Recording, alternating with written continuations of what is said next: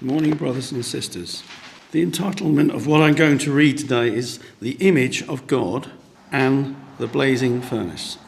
King Nebuchadnezzar made an image of gold, 60 cubits high and 6 cubits wide, and set it up on the plain of Dura in the province of Babylon. He then summoned the satraps, prefects, governors, advisors, treasurers, judges, magistrates, and all the other provincial officials to come to the dedication of the image he had set up.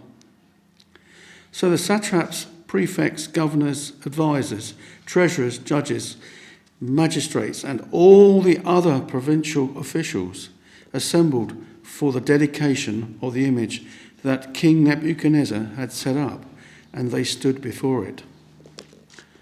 Then the herald loudly proclaimed, "Nations and peoples of every language, this is what you are commanded to do. As soon as you hear the sound of the horn, flute, zither, lyre, harp, pipe, and all kinds of music, you must fall down and worship the image of gold that King Nebuchadnezzar has set up. Whoever does not fall down and worship will immediately be thrown into a blazing furnace." Therefore, as soon as they heard the sound of the horn, flute, zither, lyre, harp, and all kinds of music, all the nations and peoples of every language fell down and worshipped the image of gold that King Nebuchadnezzar had set up. At this time, some of the astrologers came forward and denounced the Jews. They said to King Nebuchadnezzar, "May the king live forever. Your Majesty has issued a decree that everyone who hears the sound of the horn, flute, zither, lyre, harp, pipe, and all kinds of music must fall down and worship the image of gold, and that whoever does not fall down and worship will be thrown into a blazing furnace. But there are some Jews whom you have set over the affairs of the province of Babylon, Shadrach, Meshach, and Abednego, who pay no attention to you. Your Majesty, they neither serve your gods nor worship the image of gold you have set up." Furious with rage, Nebuchadnezzar summoned Shadrach, Meshach, and Abednego. So these men were brought before the king, and Nebuchadnezzar said to them, "It is true, Shadrach, Meshach, and Abednego, that you do not serve my gods or worship the image of gold I have set up. Now, when you hear the sound of the horn, flute, zither, lyre, harp, pipe, and all kinds of music, if you are ready to fall down and worship the image I made very good. If you do not worship, you will be thrown immediately into the blazing furnace. Then what God will be able to rescue you from my hand?" Shadrach, Meshach, and Abednego replied to him, "King Nebuchadnezzar, we do not need to defend ourselves before you in this matter.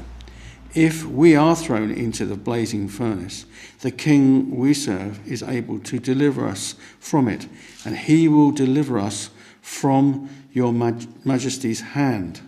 But even if he does not, we want you to know your Majesty, that you will not serve your gods, or worship the image of gold you have set up." Here endeth the first lesson. Our second is taken from Galatians chapter 6, the first 5 verses. "Brothers and sisters, if someone is caught in a sin, you who live by the Spirit should restore that person gently. But watch yourselves, or you also may be tempted. Carry each other's burdens, and in this way you will fulfill the law of Christ. If anyone thinks they are something when they are not, they deceive themselves. Each one should test their own actions. Then they can take pride in themselves alone, without comparing themselves to someone else.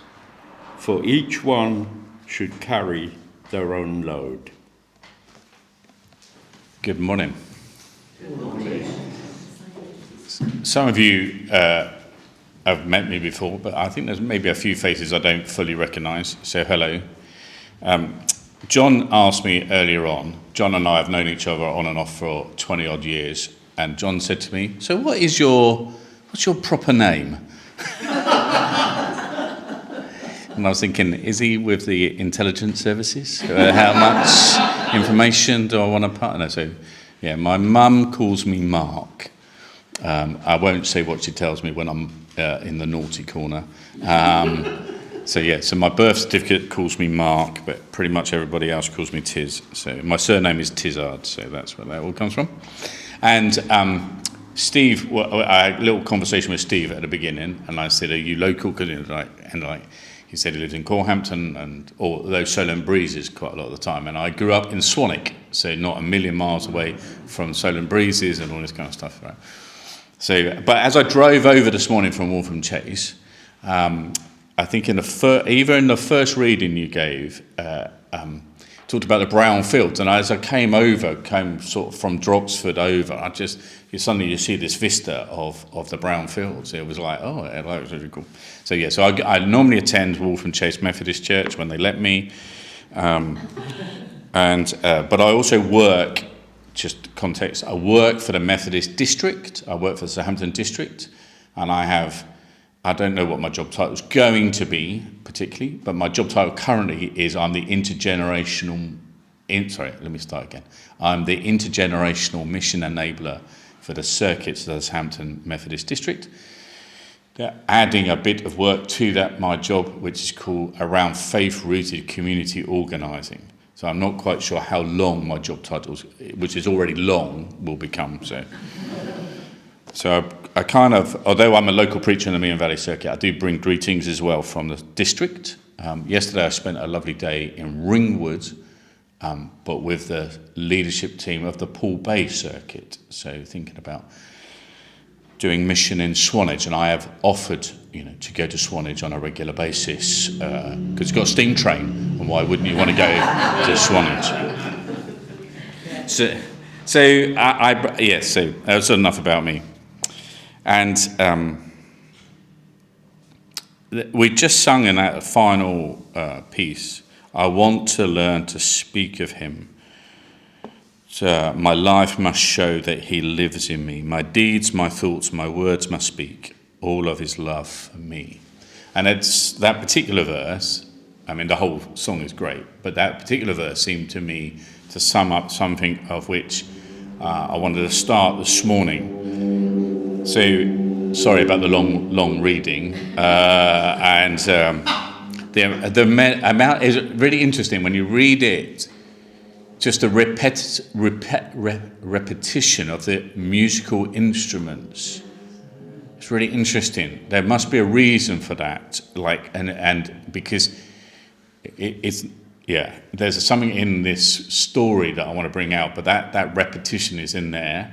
And the Hebrew language, I suspect that had a bit of a rhyming couplet in it, the Hebrew language, which when we translate into English loses some of its form, if you like. Do you know what I mean? Like it doesn't kind of translate in the same way. So I wonder if there was something a bit funny in the Hebrew around that would have made an audience slightly, anyway. But just to give a context of sorry, I need to stand still, Tiz, can't move around. Daniel 3 comes after Daniel 2 and Daniel 1. Just, to be obvious about this, right? It's not in and of itself. It's not, every day's a school day, Val, so it's all right. So in this story, we're picking up a story here that's already begun. There's stuff happened before. So so to give it a little bit of context, we have this amazing moment when the people, the Hebrews, were forced into exile. They were taken from, and if you read in Daniel 1, God allows King Nebuchadnezzar to do it. King Nebuchadnezzar is allowed by God to do this. It's really, I think that's a really significant thing. One, that God, it implies that God could have stopped him, that God is in control, but allows King Nebuchadnezzar to do this. So that's really interesting. And then through the story we see that particularly the three lads we're going to think about this morning, Shadrach, Meshach, and off to bed we go. Just getting the old Sunday school joke early doors. Those three and Daniel, who doesn't actually get a mention in the bit we're looking at today, those four were part of the elite group that were taken into captivity and moved to Babylon. And so there's a wound there. That shouldn't have happened, yet God has allowed it to happen. There's unanswered prayer there. There's stuff that has happened that is a shock to the system. It's massive. I don't think we understand how big a shock to the Hebrew system was the exile. They were God's chosen people in God's promised land, and they were forcibly moved. It's huge for them. It's a massive thing. So through the book, through the first two chapters, you'll see that Daniel, Shadrach, Meshach, and Abednego kind of decide that they're going to try and follow Jewish customs, and they make deals, and they don't eat the food, they are allowed to, and they prosper. God shows that he is with them, even in this captivity, even in this exile, through that. And you have moments when, and then King Nebuchadnezzar has a dream and nobody can interpret it, and then God shows Daniel the dream, and there's moments when God really reveals his presence to them, even in this captivity. So then we get to this passage. And although I'm kind of entitled to talk about God with them in the furnace, I didn't get, I've forgotten your name, sir, sorry. Adrian, to read that bit of the story. But this is the setup, if you like, to that punchline. So I would encourage you to go home and read the rest of Daniel 3 and see what actually happens. I'm going to allude to it. And so we have this scene where King Nebuchadnezzar builds a gold statue, a gold image. And it's big and it's striking. And then commands people to worship it. So when these musical instruments are played, you are to bow down. It's a massive thing. And again, we have this Shadrach, Meshach, and Abednego. We don't hear anything about the discussion in this passage about why they decided, but they do not bow down. They stay faithful. They will not do it. It's really interesting. And you have the first sort of hint in here of the tension. The astrologers go to King Nebuchadnezzar and say, these men are not doing what you require. You've instructed. They play on King Nebuchadnezzar's ego. Did you know rulers sometimes have egos? Is it? Have you noticed? So King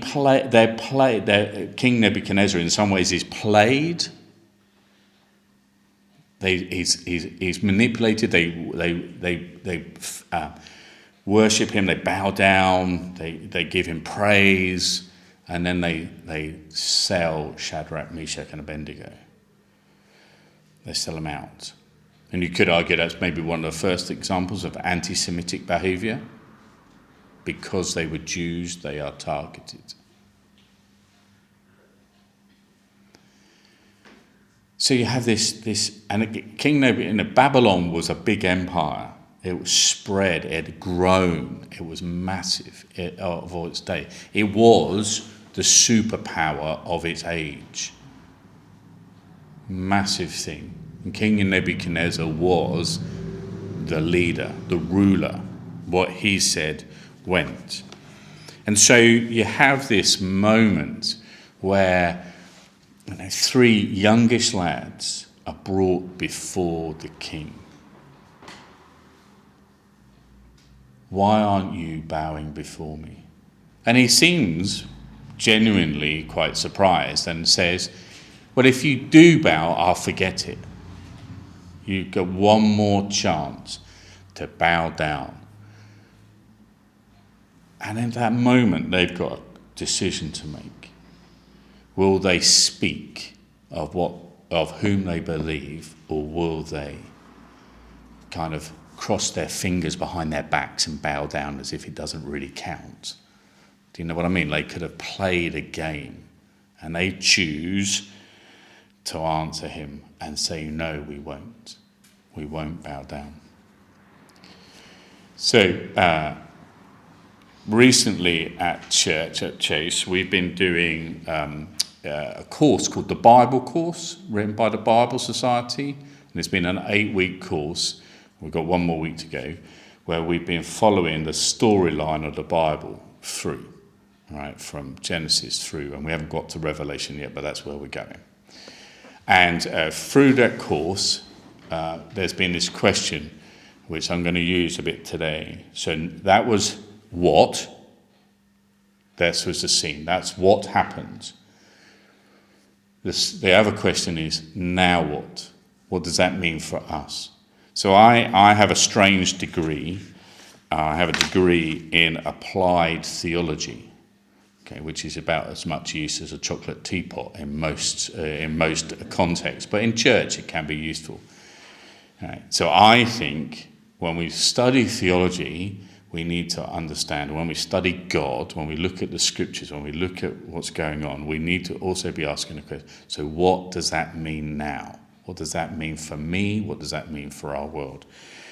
So I want to paint a slight picture. I think this story painted for us here in Daniel 3 can speak to us today.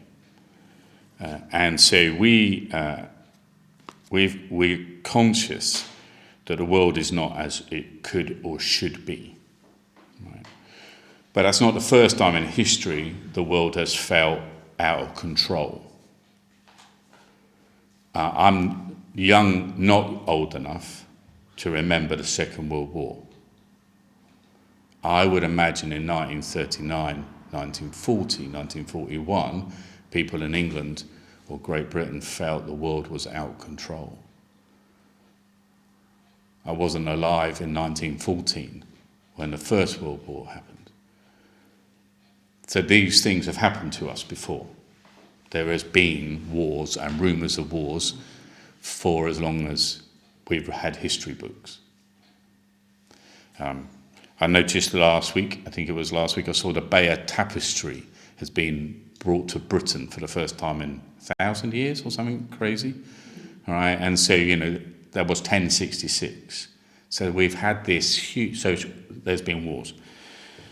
But I want to suggest that when we look at this passage, we can see King Nebuchadnezzar-like characters in our world today who are building golden statues, who are making things appear. And it strikes me a number of things happen in this. So when the world is shaken, when the world is being played with, people look to strong leaders.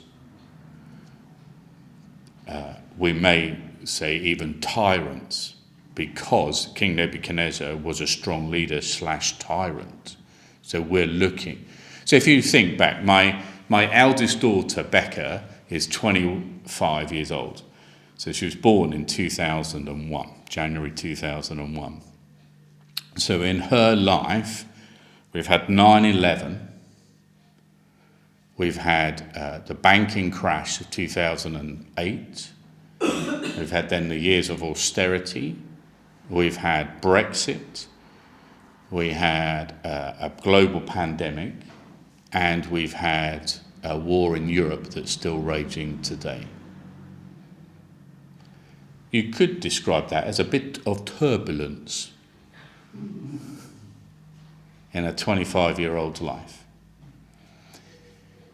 And in that process, I think, around the world, we are seeing tyrants rising up. People who are using that sense of disquiet and that sense of people feeling slightly powerless to make powerful statements. And we can look at leaders all around the world to see that. We see the growth of a few individuals who control so much of the global economy. It's become shrinking number of people who own so much of our wealth, who are building golden statues, who want us to worship at them.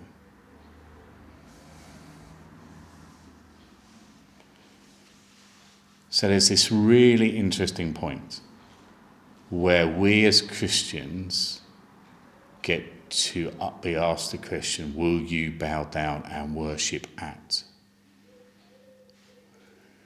For all of my life, Great Britain has been a country, a capitalist-driven country, where money and wealth has been the driving thing.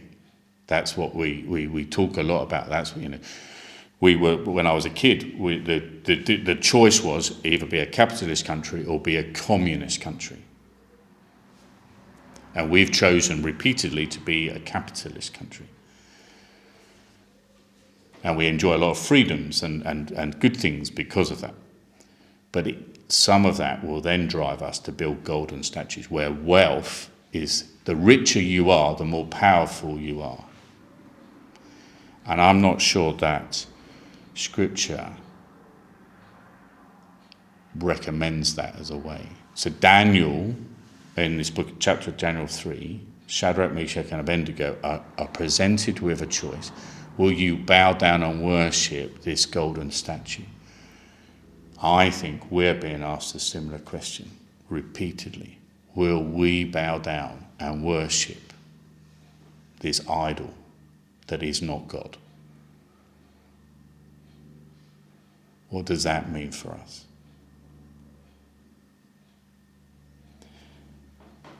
Like I said, we don't read in this particular text that Shadrach, Meshach and Abednego have a church council meeting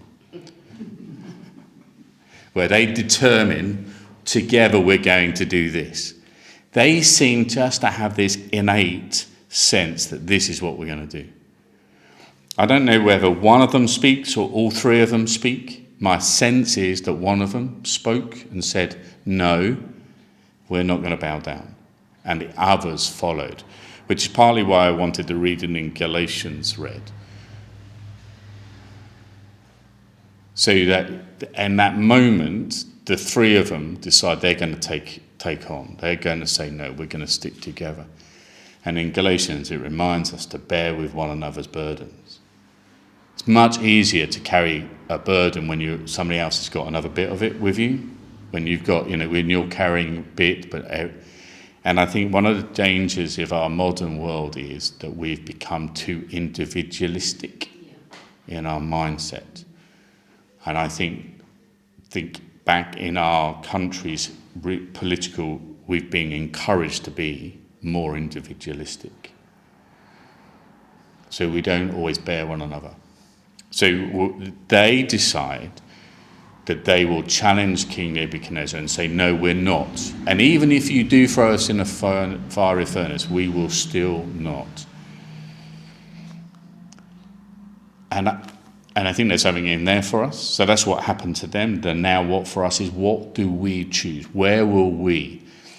I haven't brought it with me, but I know that on the US dollar, for example, it says, "In God we trust." But it's on a currency, which I'm not sure. Do we trust the American dollar? Which seems to me to be a lot of the way the world is going right now. The whole bank, if the American dollar's in trouble, then the world is in trouble. That's what we're told. But is it really? Or is God in control? Very powerful things. So when we choose, so we're non-conformists as Methodist people. So we're not, we can speak to power because we're not the power. Does that make sense? Like, we've chosen as non-conformists to be outside. Some of our sisters and brothers have places in things like the House of Lords. They have power. They're part of the establishment. And I pray that they use their voice well in that space.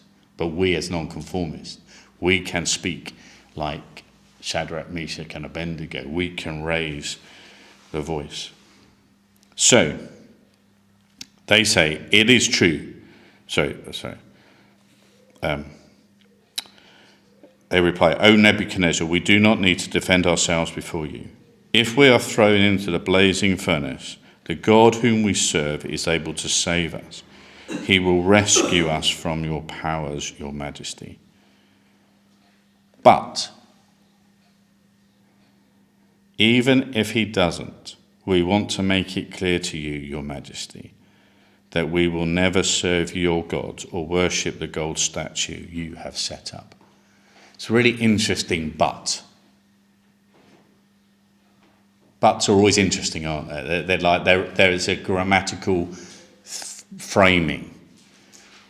So it's not just the theology, well, if we say this and we name it and claim it, and then God will give it to us. They recognise that there's a chance that God won't do what they hope he will, but they still won't worship. It's really interesting. It's a very challenging thing as I read that. I was thinking, even though they are I think you could say they're 99.9% certain God will show up, there's still that element of, but even if he doesn't, we still believe. And I guess, for you, for me, in our lives, we've had that, where God hasn't quite done the thing we thought would have happened. There's been people who have died that we didn't expect to die. There's been things happen to us, around us. So if you do, I'd give it away, okay? In Daniel chapter 3, they are all right. God does show up, right? There is that sense. And if you read on it, I think it's amazing. King Nebuchadnezzar suddenly looks up and thinks, hold on, we put three? Didn't we put three, Steve? Did we put three in there? And why can I see four? I'm confused. And we as Christians believe that was Jesus walking with them in there, with them. And so there's that sense. So that God does honour them. God does turn up. God does show up. And then they're able to say to King Nebuchadnezzar and to others, well, actually, that's because we believe in this Yahweh, God with us. And they have a moment to do that. We need to be, I like the phrasing, they don't pour scorn on King Nebuchadnezzar. They don't shout and bawl. They call him your majesty. They honour, they do show some respect to the king. They don't. But at the same time, they show a great deal of resilience and they show a great deal of character. And we need to find subtle ways of saying to those around us, we honour you, we respect you, but we disagree with you completely. We will not bow down and worship that which you say is important. We need to find a way of doing that. Yesterday, I was supposed to go, well, I was hoping to go to something called the Toll Puddle Festival. All right. So the Toll Puddle Festival happens every year. It's organised by the TUC. Happens in Toll Puddle, funnily enough, all right, and in Dorset. And it's to do with the birth. The reason the TUC are there is because it's to do with the birth of the trade union movement in Britain, well, and partly around the world, actually. And the reason I was going to go is because 4 of the 6 Toll Puddle martyrs were Methodist local preachers. And so they used their Methodist training, preacher training, to argue with their overbearing masters, which led them to be unfairly treated and shipped out to Australia. Okay. So 4 of those 6. They did all come back. They didn't actually, they came back, and some of them stayed in Dorset. Some actually moved to Canada in the end. So the Methodist Church has a presence at the festival because of this connection with 4 of them. So I was going to look and see, because we're looking at ways, the circuit where, in the Dorset circuit where the Toll Puddle Church is, I think, and how can we use all these really interesting trade unionists there, but they need to hear the gospel. How can we be a good presence, not just a historic presence? Oh, that was them then, this is us now. So we were looking at doing that.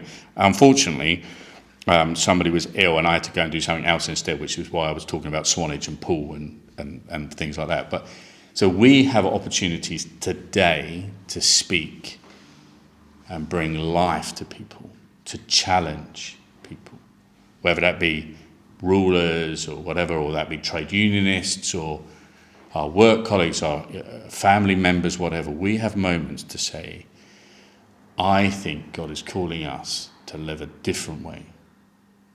I will, in Romans it talks about, I will to be transformed with the renewing of our minds.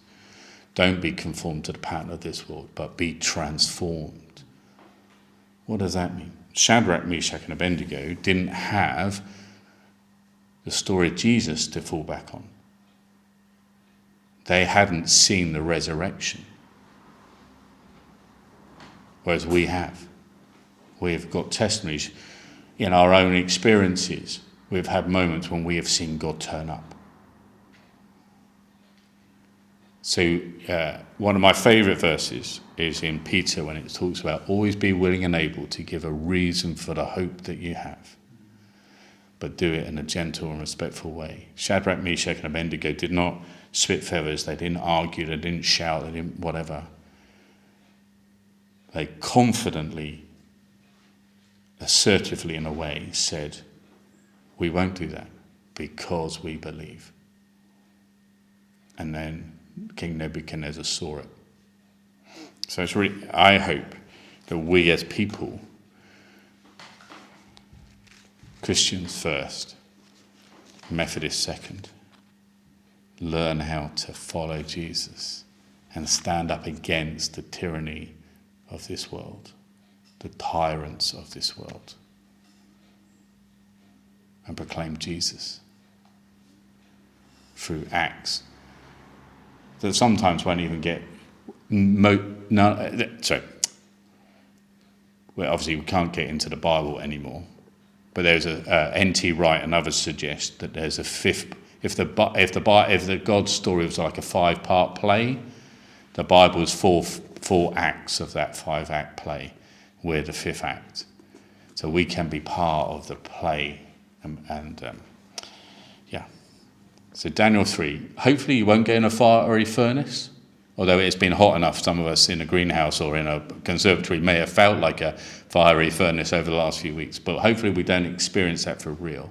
But we do have moments when we can say to our colleagues, to our friends, to whoever, I don't agree with that because I believe in Jesus. Amen. Amen.